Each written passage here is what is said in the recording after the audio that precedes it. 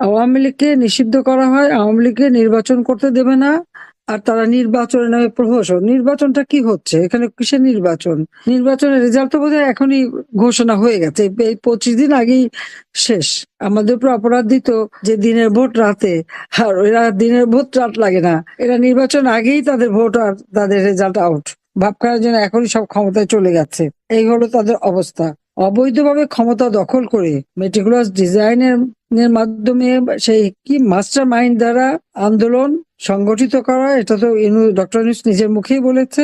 আর সেখানে এই ক্ষমতা দখল করতে পেরে খুব গর্বিত, লজ্জা হওয়া উচিত তার।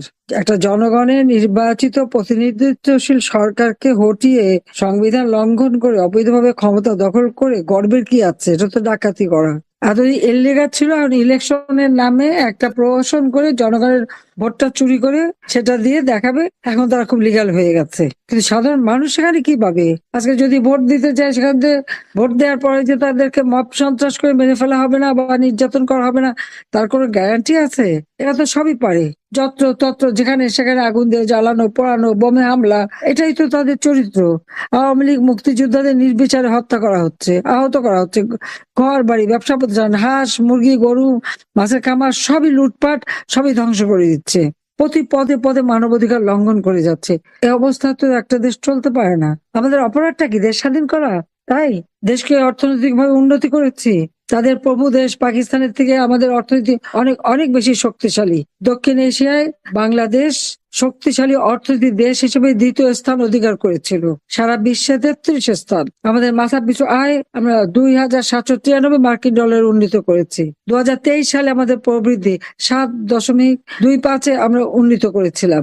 জনগণের তো খাবারের কষ্ট ছিল না। ভূমিহীন গৃহহীন 8 লক্ষ পরিবারকে আমি বিনামূল্যে আধা পাকা ঘর, 2 কামরা, বসার জায়গা, স্যানিটারি ল্যাট্রিন, বিদ্যুৎ, পানি সবকিছু দিয়ে তাদেরকে বিনা সুদে ঋণ দিয়ে নিজেদের জীবন জীবিকা গড়ে তোলার ব্যবস্থা করেছি। এখন প্রত্যেকটা গ্রামকে শহরে উন্নীত করা, গ্রামের পরিবারকে আমার বাড়ি আমার খামার, পল্লী সঞ্চয় ব্যাংক করা, এবং তাদেরকে ঋণ দিয়ে তারা যেন নিজেরা নিজের পায়ে দাঁড়াতে পারে, উৎপাদন করতে পারে। এবং কেউ যদি 200 টাকা জমাতে পারে, তাকে সরকারের পক্ষ থেকে আরো 200 টাকা দিয়ে তার একটা মূলধন করে সে যেন আর কারোর উপর নির্ভরশীল না হয়, আত্মমর্যাদাশীল আত্মনির্ভরশীল হয় প্রতিটি পরিবার। সেভাবে আমরা দেশকে কাজ করে যাচ্ছিলাম। সার্বজনীন পেনশন আমরা সিস্টেম চালু করেছিলাম। এই সার্বজনীন পেনশনে একেবারে দিনমজুর থেকে শুরু করে উচ্চ বিত্তরা প্রত্যেকের জন্য 4টা ধাপে আমরা এই পেনশনের ব্যবস্থা করে দিয়েছিলাম, যে কোনো মানুষ যেন আর ওই ভাতা বা কোনো কিছুর উপর নির্ভরশীল হতে না পারে, তাদের জীবন মান যেন উন্নত হয়। সারা বিশ্বে বাংলাদেশের উন্নয়নের রোল মডেল ছিল। আজকে এই বাংলাদেশটাকে সম্পূর্ণভাবে ধ্বংস করে দিয়েছে। এটাই হচ্ছে সব থেকে দুঃখের বিষয়, এটাই হচ্ছে সব থেকে কষ্টের বিষয়। আজকে মানে আমি আর কি বলবো, যে এইভাবে আমাদের দেশটাকে ধ্বংস করে দিল। কাজে এই জল্লাদের হাত থেকে দেশটাকে রক্ষা করার জন্য সকলকে আমি আহ্বান জানাচ্ছি যে ঐক্যবদ্ধ হতে হবে, সবাইকে এক হয়ে নামতে হবে, জনগণের পাশে দাঁড়াতে হবে। প্রত্যেকটা মানুষকে আপনার এলাকায় কি কি উন্নতি করেছি সেই বিষয়টা যেমন বলতে হবে, পাশাপাশি আবার আমরা ভবিষ্যতে দেশকে আরো উন্নত করতে চাই। এই অন্ধকার যুগ কেটে আলো ফিরে আসুক। বিসমিল্লাহির রহমানির রহিম। আজকে আমরা কিশোরগঞ্জ 5, নিকলি এবং বাজিতপুর এই আসনে আলোচনা করলাম। প্রত্যেকটা মানুষের উপর যে অকথ্য অত্যাচার নির্যাতন চলছে তা ভাষায় বর্ণনা করা যায় না। সেই 2024 সাল থেকে মানে জুলাই আগস্ট মাস থেকে আমাদের নেতা কর্মীদের উপরে নির্যাতন, আর এরপর তো সেই নির্যাতনের মাত্রা শুধু বেড়েই চলেছে। একটা মানুষের ঘর নাই, বাড়ি নাই, প্রত্যেকটা মানুষের জীবনে মানে নির্যাতনের চিহ্ন। বাবাকে পায়নি সেই নাবালক শিশু সন্তান, তাকে হত্যা করা, বা মাকে নির্যাতন, বোনদের নির্যাতন, 13 বছরের শিশু থেকে নিয়ে শুরু করে যাকে পাচ্ছে তাকে গ্রেপ্তার। মানে আইনের শাসন বলে তো কিছু নেই এদেশে। অথচ আমরা মামলা হচ্ছে সব আওয়ামী লীগের বিরুদ্ধে, কিন্তু অপরাধ করে যাচ্ছে কিন্তু এই ইউনূসের বাহিনী। তার মেটিকুলাস ডিজাইনের অংশ হিসেবে এই জুলাই থেকে যে নির্যাতন চালানো হচ্ছে বাংলাদেশে তা অবর্ণনীয়। আজকে এই এলাকার একই চিত্র। আওয়ামী লীগকে নিষিদ্ধ করা হয়, আওয়ামী লীগকে নির্বাচন করতে দেবে না। আর তারা নির্বাচনের নামে প্রহসন। নির্বাচনটা কি হচ্ছে এখানে? কিসের নির্বাচন? নির্বাচনের রেজাল্ট তো বোধহয় এখনই ঘোষণা হয়ে গেছে, এই 25 দিন আগেই শেষ।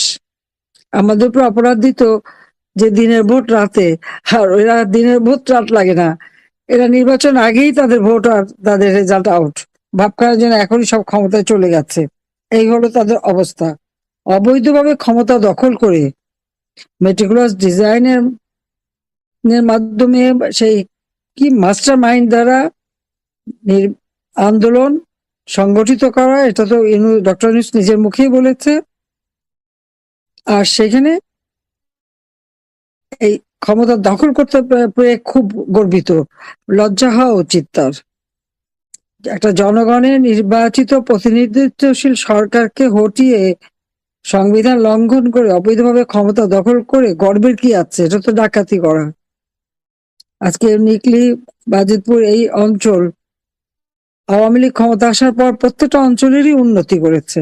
এখানে হাওর এলাকা, সেই হাওরের রক্ষার জন্য ব্যবস্থা, বিশেষ করে বিশেষ করে বাজিতপুরে তো শিক্ষা দীক্ষা সব দিক থেকে যাতে উন্নতি হয়, এবং নিকলি বাজিতপুরের যোগাযোগ ব্যবস্থার উন্নয়ন সবই তো আমরা করে দিয়েছি।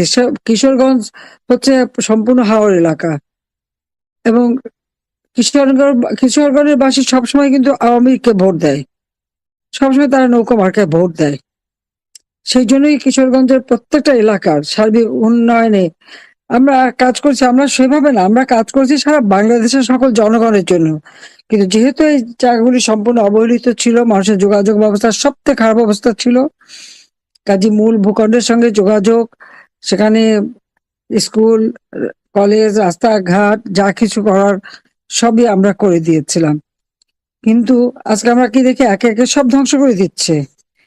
কৃষকদের এই অঞ্চলে আমরা বিনামূল্যে কৃষি যন্ত্রপাতি দেওয়া, সার বীজের ব্যবস্থা করে দেওয়া, মাত্র 10 টাকায় ব্যাংক অ্যাকাউন্ট খুলবে, উপকরণ কার্ড আমরা দিচ্ছি, যে উপকরণ কার্ড দেখালে যে কোনো মানে যে দোকান সেখান থেকে কৃষি উপকরণ নিতে পারবে বিনা, মানে খুব স্বল্প মূল্যে সারের দাম আমরা কমিয়ে দিয়েছিলাম, এবং উৎপাদিত পণ্য যাতে ন্যায্য মূল্য পায় সেই ব্যবস্থাও আমরা করেছি।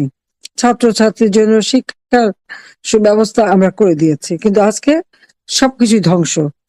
ছেলে মেয়েদের লেখাপড়ার কোনো অধিকার নাই, প্রত্যেকটা স্কুল কলেজ সবই দখল করে নিয়েছে। শিক্ষকদেরকে চরমভাবে অপমান করা,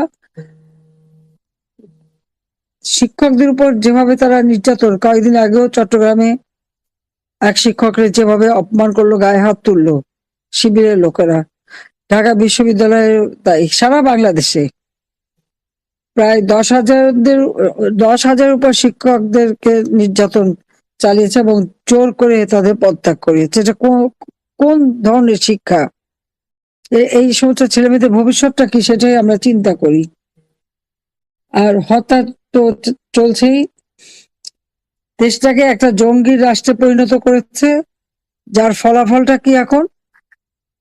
আমরা শুনলাম ইউনূস সাহেব একেবারে আমেরিকার আশীর্বাদ নিয়ে ক্ষমতায় এসেছে, খুবই গদগদ, এবং দেশ বিক্রি করলো।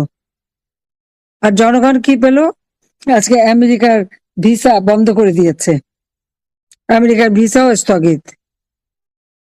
একের পর এক প্রায় 25টার উপরে দেশে বাংলাদেশের মানুষের ভিসা বন্ধ। আর আমাদের ডক্টর মোহাম্মদ ইউনূস, যারা নাকি আমেরিকার নাকি চোখের মনি, তারা বলি বাংলাদেশের জনগণের ভিসা দেওয়াটা স্থগিত করে দিয়েছে। নির্বাচন হতে না হতেই শুরু হয়ে গেছে কমিশন খাওয়া, চাঁদাবাজি। আর সেই সাথে সাথে মুক্তিযোদ্ধাদের যে বীরত্বের কাহিনী, প্রত্যেকটা মুক্তিযোদ্ধা যেসব এলাকায় যুদ্ধ করেছেন সেগুলি রেকর্ড করে সব মানুষকে শোনানো হতো, জানানো হতো যে কতটা আত্মত্যাগ তারা করে গেছেন, কিভাবে এই দেশটা স্বাধীন। এখন একে একে সেগুলো মুছে ফেলে দিচ্ছে। ওগুলি নাকি শুনলে ইতিহাস নাকি মানে পরিবর্তন হয়ে যাবে। অর্থাৎ যারা কোনো মুক্তিযুদ্ধ করেনি, পাকিস্তানি হানাদার বাহিনীর দালাল ছিল, বা তাদেরই, আমি কি আর বলবো, তাদের হয়তো কোনো না কোনো ভাবে যুক্ত আছে তাদের সাথে সভ্যতার সম্পর্ক, এরা এখন নতুন ইতিহাস লিখবে, নতুন ইতিহাস লিখছে, প্রকৃত ইতিহাস জানতে পারবে না। সোশ্যাল মিডিয়া থেকেও এই ইতিহাসগুলি যাতে সরিয়ে ফেলে সেই চেষ্টা করে যাচ্ছে, তবে এটা শেষ হয় না, এটা তাদের জানা উচিত। এগুলি থেকে যায়, ইতিহাসকে মুছে কেউ পারে না, পারবেও না কখনো। আর মাঝখান থেকে দেশটাকে ধ্বংসের দিকে নিয়ে গেল। ছেলে মেয়েদের কাছ থেকে শিক্ষার অধিকার কেড়ে নেওয়া হয়েছে, নারীর ক্ষমতায়ন খর্ব করা হচ্ছে, ঘরে ঘরে বিদ্যুৎ নেই, বিদ্যুতের জন্য হাহাকার, গ্যাস নাই, এমনকি কৃষক সার পায় না, দ্রব্যমূল্য ক্রয় ক্ষমতার বাইরে চলে গেছে। আর আইনের শাসন বলে তো কিছু নেই, যে যার ঘরে যখন তখন ঢুকতে পারবে, মারতে পারবে, লুট করতে পারবে, চুরি করতে পারবে। আর লুটের কথা কি বলবো, ডক্টর মোহাম্মদ ইউনূস নিজেই তো গণভবনে যে লুট করেছে। আমার যত কাগজপত্র, যা জুয়েলারি, সোনা দানা গহনা বা যা ছিল সবই তো লুট করে নিয়ে গেছে সে। এখানে তো আমার একা না, আমি, আমার বোন, আমাদের বাচ্চাদের সব ছিল, এমনকি লকার ভেঙে আমার নানি, দাদি, মা সহ আমাদের যত গহনাগাটি যা ছিল তাও ইউনূস সাহেব লুট করে নিয়ে গেছে। লুট করতে জানাটাই আর লুট করে পয়সা বানানো, এটাই তো তার চরিত্র, এটা সেটা প্রমাণ করেছে। আজকে আমাদের উপরে দোষ দেয়। আমি 2024 সালে প্রথম হত্যাকাণ্ডের শিকার হয় কে? সে ঢাকা কলেজের ছাত্রলীগের ছেলে সবুজ আলী, তাকে নির্মমভাবে মারে। নাজমুল হোসেন, আমাদের 59 নম্বর ওয়ার্ড আওয়ামী লীগের মানে স্বেচ্ছাসেবক লীগের, সে ঢাকা দক্ষিণ। নূরে আলম 18 নং ওয়ার্ড শ্রমিক লীগ গাজীপুরে। সুমন 61 নং ওয়ার্ড স্বেচ্ছাসেবক লীগ ঢাকা দক্ষিণ। হামিদুল ইসলাম জুয়েল মোল্লা গাজীপুর যুবলীগ। এই জুয়েলরে তো পা বেঁধে ঝুলিয়ে রেখে মেরেছে। আমি কিন্তু সেই 21শে জুলাই পর্যন্ত যে হত্যাকাণ্ড সেই নামগুলি বলে যাচ্ছি। মোহাম্মদ রোমান আওয়ামী লীগ ঢাকা, বাকের মিয়া তার পিতার নাম ইউনূস মোল্লা 18 নং ওয়ার্ড স্বেচ্ছাসেবক লীগ। সৈয়দ জহিরুল ইসলাম, তাকে হত্যা করেছে টিপু শিবপুর নরসিংদী। এই জহিরুল ইসলাম এবং টিপু দুজন, এদেরকে মমিনুল ইসলাম 6 নম্বর ওয়ার্ড ঢাকা উত্তর। মোহাম্মদ বাবুল 6 নম্বর ওয়ার্ড যুবলীগ। কবির আওয়ামী লীগ ঢাকা উত্তর। তানিম যুবলীগ পল্লবী ঢাকা উত্তর। এরকম আরো বহু নাম, মানে সেই জুলাই 15 থেকে এই 21-এর মধ্যে এদেরকে হত্যা করা হয়েছে। সে ব্যাপারে তো কোনো কথা আমরা শুনি না। আর সেই সাথে অগ্নিসন্ত্রাস, এই জুলাই মাসের 21 তারিখের মধ্যেই যে অগ্নিসন্ত্রাসগুলি শুরু করলো, বিটিভি ভবন তার 41টা কক্ষ, 17টা গাড়ি পুড়িয়ে দিয়েছে। স্বাস্থ্য অধিদপ্তরের 45টি গাড়ি ও ভবন আগুন দিয়ে পুড়িয়েছে। সেতু ভবনের 51টা গাড়ি পুড়িয়েছে এবং ভবন পুড়িয়েছে। টিকাদান কর্মসূচি ইপিআই ভবন, সেখানেও হামলা করে মহাখালীতে এটা উপস্থিত, সেখানেও ধ্বংসযজ্ঞ চালায়। মেট্রো রেল ফার্মগেট যে স্টেশন, সেখানে আগুন দেয়। হানি ফ্লাইওভার শনির আকড়া, সেখানে আগুন দেয়। এমনকি চানখার পুল, সেখানেও আগুন দেয়। এলিভেটেড এক্সপ্রেসওয়ে মহাখালী, সেখানে আগুন দেয়।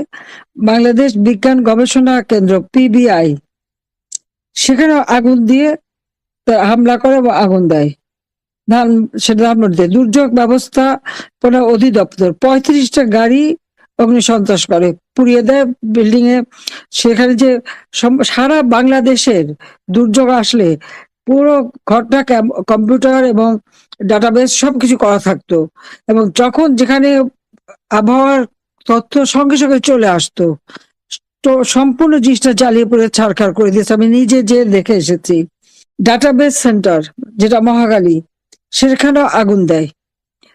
করোনা হাসপাতাল আমরা করেছিলাম মহাখালীতেই, কোভিড এর সময় কোভিড হাসপাতাল, যে হাসপাতালটা সম্পূর্ণভাবে করোনা রোগীদের জন্য মানে চিকিৎসা দেওয়া হতো, সেটা আগুন দিয়ে পোড়ায়। এমনকি পুষ্টি ইনস্টিটিউট পুষ্টি ইনস্টিটিউট বেশিরভাগই তো গবেষণা